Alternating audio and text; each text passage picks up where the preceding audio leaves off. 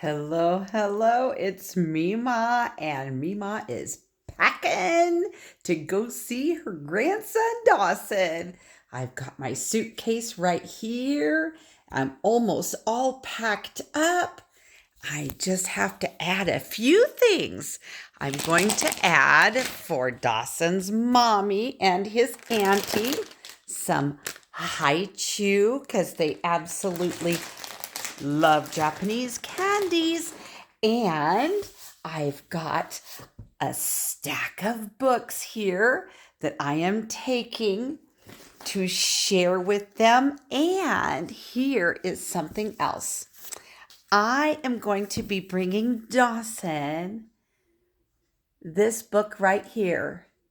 You're My Little Bookworm. Isn't it cute? I'm so excited. And so I am going to start a tradition that Mima, every time she comes, is going to bring Dawson a new book. I think that's a wonderful tradition to start. And my grandmother used to bring me every time she'd come to visit Carmel's. And so I thought a book would be way better. So I'm going to have you guys join me on this, hopefully, this travel of getting to go see Dawson. I leave tomorrow. All right, we'll see you tomorrow.